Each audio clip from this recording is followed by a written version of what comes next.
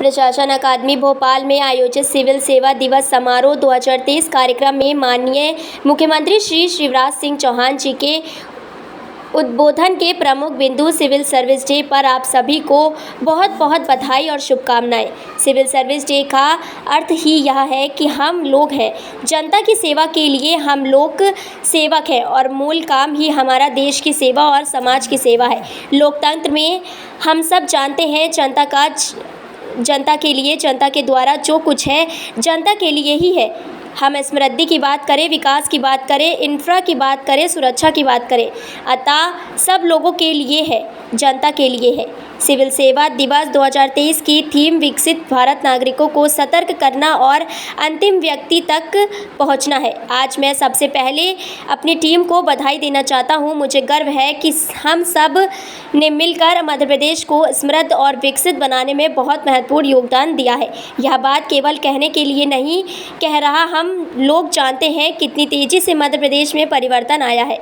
जब मैं सोचता हूँ, जब केवल 71,000 किलोमीटर टूटी फूटी सड़कें हुआ करती थी, आज हमने 4 लाख किलोमीटर शानदार सड़कें बनाई हैं। कोई कल्पना नहीं करता था प्रदेश की सिंचाई क्षमता 7.5 लाख हेक्टेयर से बढ़कर 45 लाख हेक्टेयर को पार कर जाएंगे और 65 लाख हेक्टेयर के टारगेट पर हम काम करेंगे। इसके चमत्कारिक परिणाम हुए। कुल कृषि उत्पादन में 700% की वृद्धि हुई। हमने देखकर अन्न के भंडार भरे, पर कैपिटा इनकम हो, जीएसडीपी में मध्य प्रदेश का योगदान हो, हमारे बजट का साइज हो।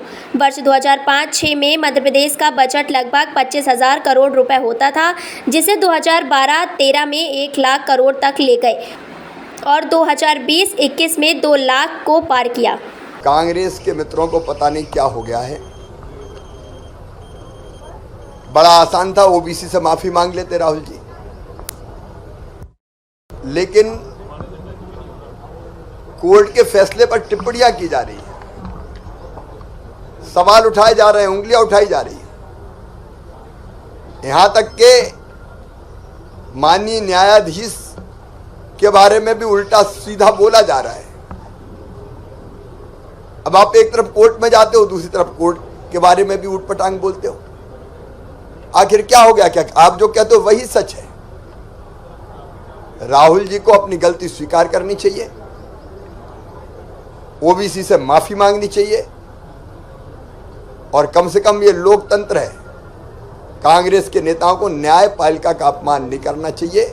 पूरे देश का विश्वास और भरोसा है तो न्यायपालिका पर है। में एक व्यक्ति फंसा हुआ है सर भोपाल के, हमारे जो एक साथी सूडान में फंसे हैं, उनके लिए हम चिंतित हैं। भारत सरकार के भी संपर्क में हमने हमारे अधिकारियों को जो दिल्ली में हमारा काम देख रहे हैं उनको भी कहा निरंतर संपर्क में रहे। मैं भी संपर्क में हूं। हमारी पूरी कोशिश रहेगी उनको सुरक्षित बाहर निकाल के लाएं। दिग्विजय सिंह और कमलनाथ संगठन और उसको लेकर अलग-अलग बयान है। कमलनाथ संगठन कमजोर है। अब मुझे तो ये समझ में नहीं आता, भावी मुख्यमंत्री, अवश्यम भावी मुख्यमंत्री सब हो रहे हैं, लेकिन कह रहे हैं संगठन कमजोर है। एक कहते हैं बूथ मजबूत है। अब कौन सही बोल रहे हैं? कमलनाथ जी सही बोल रहे हैं कि दिग्विजय सिंह जी सही बोल रहे हैं? वो दोनों मिलकर फैसला कर रहे हैं। मुझे लगता पता नहीं कमलनाथ जी को क्या हो गया। देख लूंगा, निपटा दूंगा, आ रहा हूं। लोक सेवक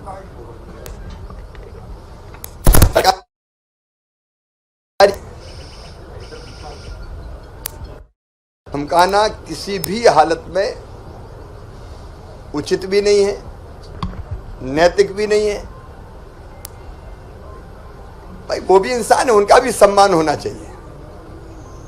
मुंह में आया और कह दिया कि मैं देख लूंगा, क्या देख लोगे? क्या ये भाषा उचित है? निंदा करता हूं।